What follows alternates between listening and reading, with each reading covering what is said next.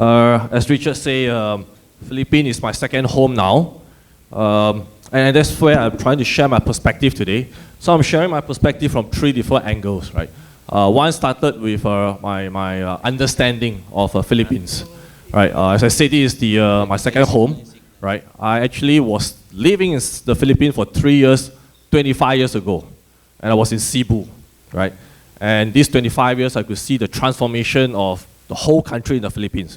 When I was here, I think the population was only 80 million, and today it's about 110 million. So Philippines add on maybe 1 million population every year. So every 5 years, we add on to Singapore, essentially. So the knowledge that I have in Philippines, I think hopefully I can share that today. Second perspective is also coming from my recent trip in the US. I was in the US 2 weeks ago for 2 weeks to visit my daughter who's just finished her freshman in her college year. And also I went back for my 20th reunion at the business school in Harvard.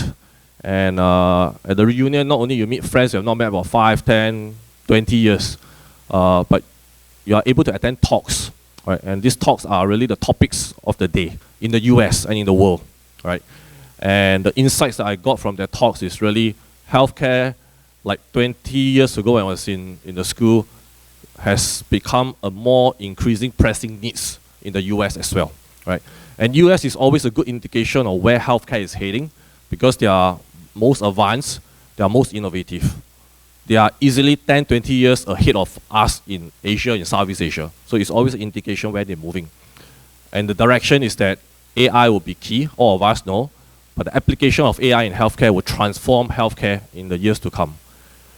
And the need to deliver healthcare outside of hospital, right? And that is where home care will come. And the reason is very simple, because hospital is a very expensive place to deliver care.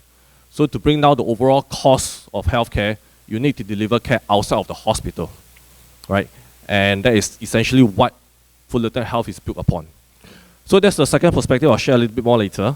So my topic will be a bit more serious at the group level, at the more system level, right, on how we can try to address some of the issues that we see in healthcare challenges today, right? And the third perspective is really from Fullerton itself.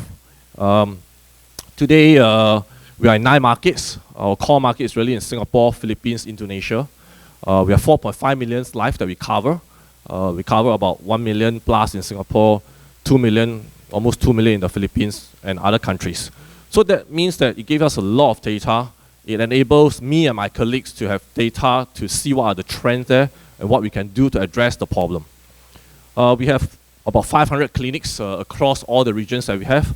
And we say clinics, it's not just GP clinics. We have GP clinics, there is a retail GP clinics, general practice clinic. We have clinics that's inside the companies.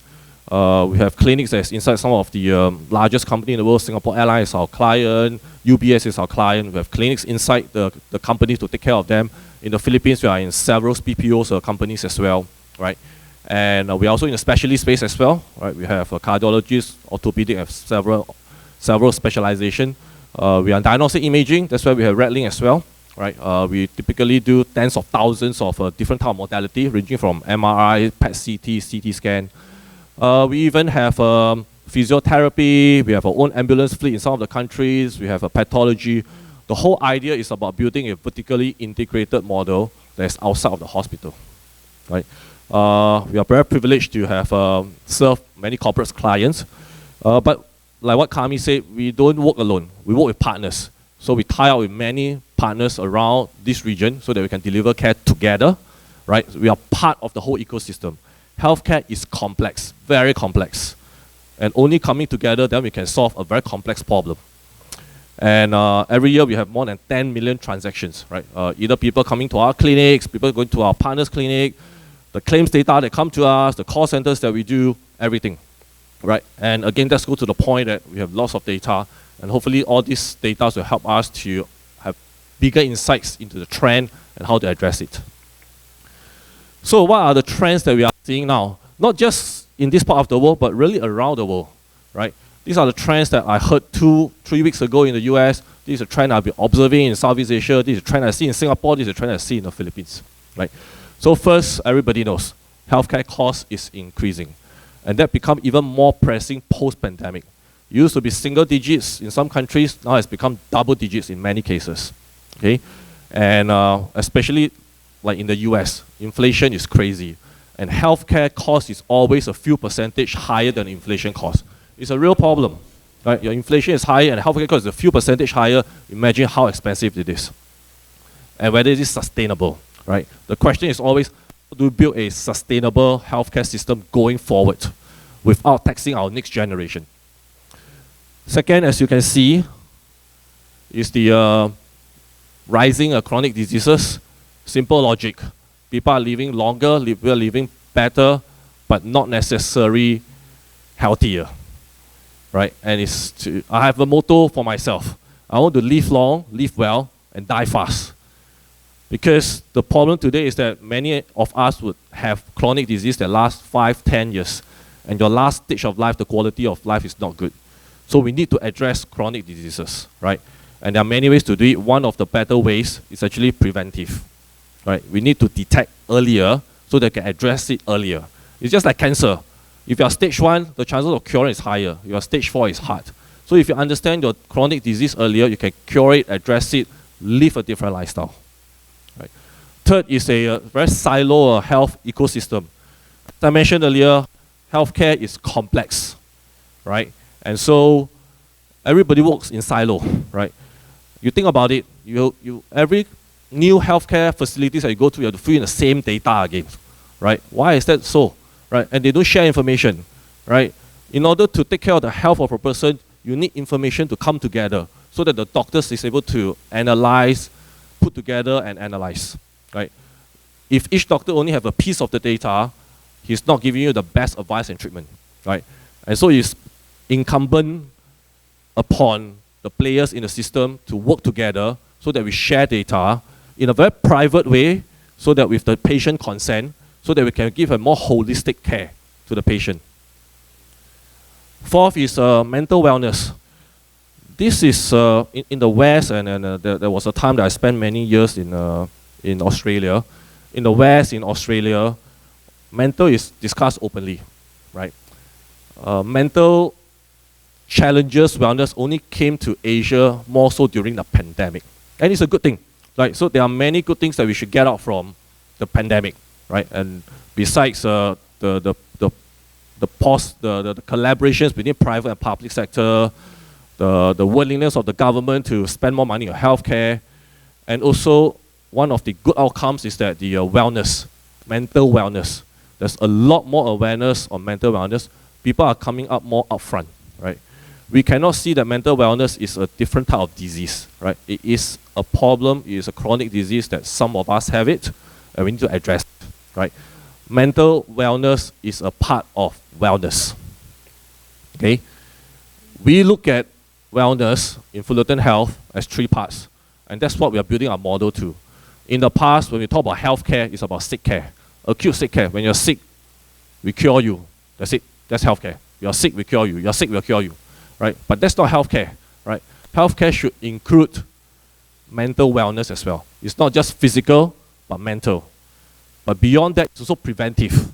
Right? So it's not a point whereby you're sick, we cure you. We want to prevent it. We want to encourage you to have a better lifestyle so that you can have a more complete and holistic life. Right? So mental wellness is a trend that we see. And finally, wherever we go, we continue to see poor access to care for various reasons. It's either because it's too expensive, it's not accessible, and more increasingly, the shortage of healthcare workers, doctors, nurses. It's a global problem. For example, the world continues to estimate that we are short of 10 million healthcare nurses around the world. Right? Without healthcare nurses, you can see that many of the facilities in the hospital, they cannot open the facilities. The facility is there, but they cannot be opened.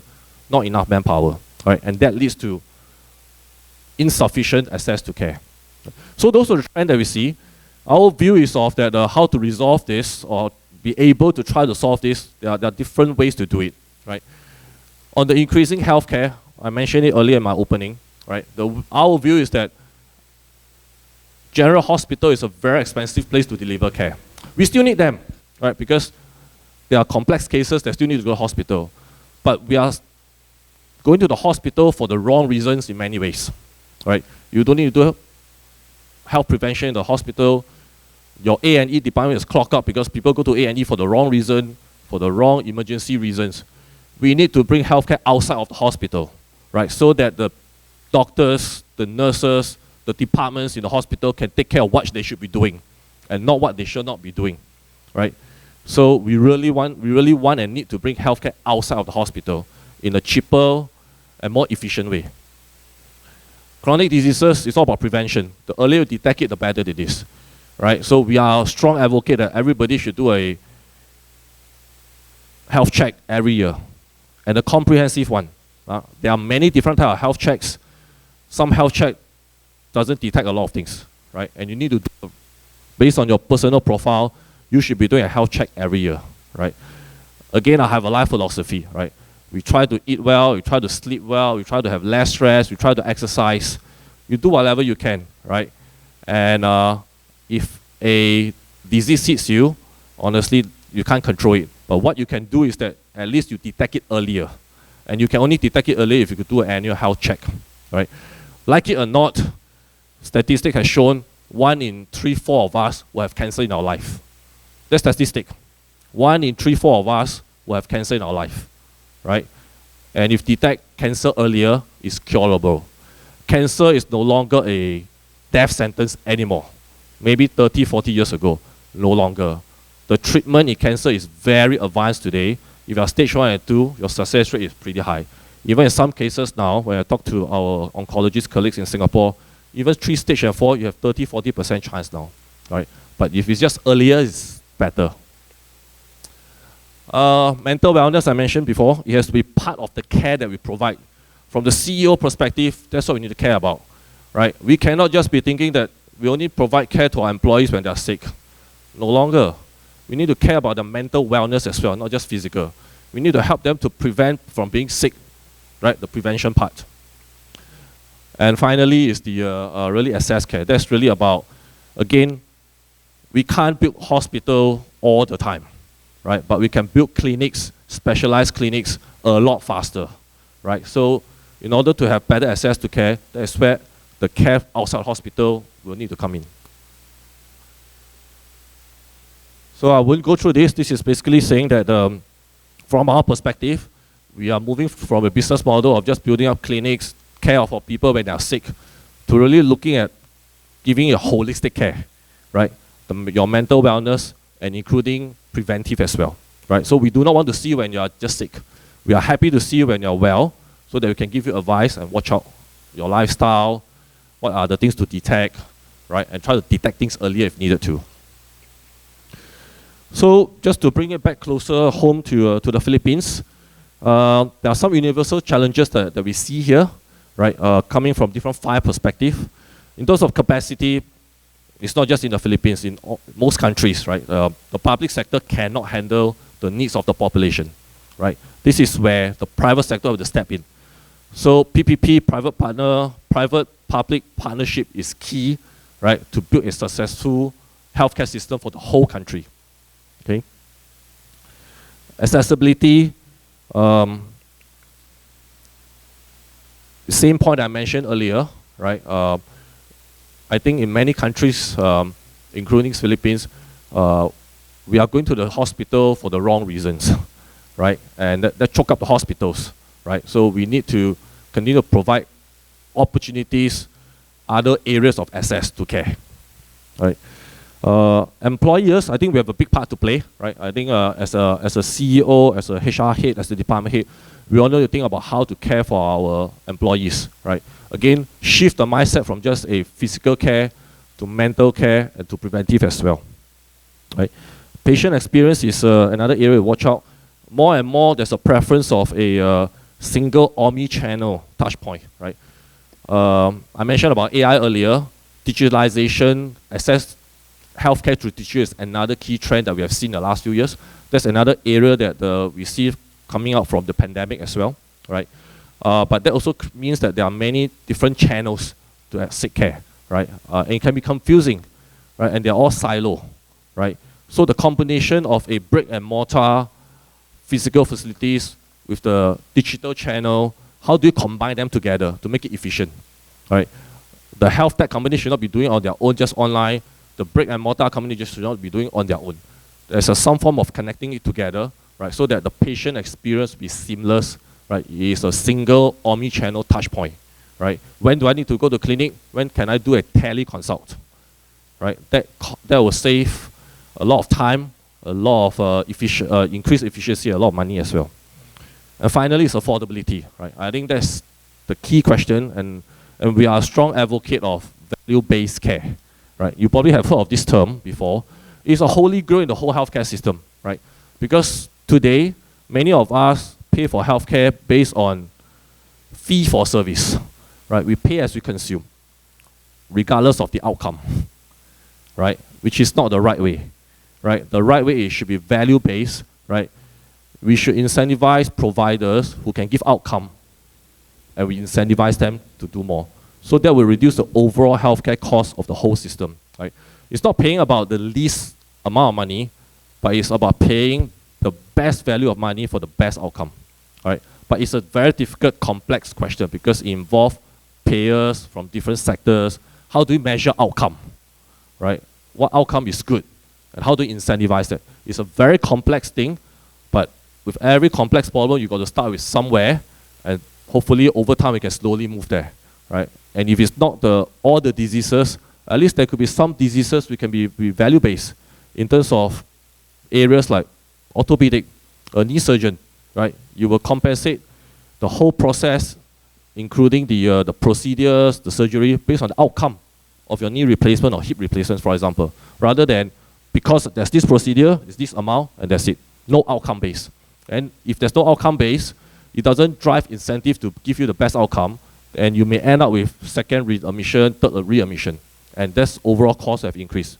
Because if you are incentivized by fee for service, then the more cases I do, the better it is, not outcome. Right? Which means to say, some surgeries that are not related, ended up you have to do it because surgery means more fees. Okay? We always trust the professional judgment of the doctors, right? But let's be real as well. Incentive drives behavior as well, no matter which profession you are in. Okay, I can say that because I'm in healthcare as well. Okay, just one last slide, just to tie in, right? We hear the challenges, we have our views on how the world should be, right? So this is just a few examples of what we are trying to do to be part of the ecosystem, try to address the challenges that we see. I don't want to say this anymore because Richard, Kami has said a lot, right? Prevention is a big part of us, and we're really trying to bring the experience, not just to the Philippines. We are opening tomorrow. We are bringing the same experience to Indonesia, and that will be open next quarter. And next year we'll be opening up in Vietnam as well, right? So we want to hopefully build this prevention mindset, the experience in all the countries within Southeast Asia, right? As you all know, IntelliCare is part of our family in Fullerton Health, right? So being having the privilege to be one of the top HMO players in the Philippines, we really hope that through our services, through the product we design, through the business model that we have going forward, right, we can be a part, right, of the solution provider, right, to meet all the challenges I mentioned earlier, right? And as I mentioned also in my opening, we have a lots of data, right?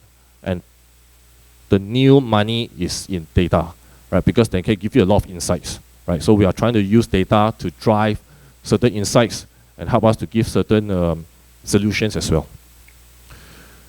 So if anything that you forget what I've said earlier, I just have 3 takeaways for you. Okay, 1, just remember that wellness is holistic care. Right? Is as an employer, as a CEO, let's care for our employees in these 3 areas. When you're sick, for sure we'll take care of you. That's been the traditional way, but wellness as well, and also prevention as well.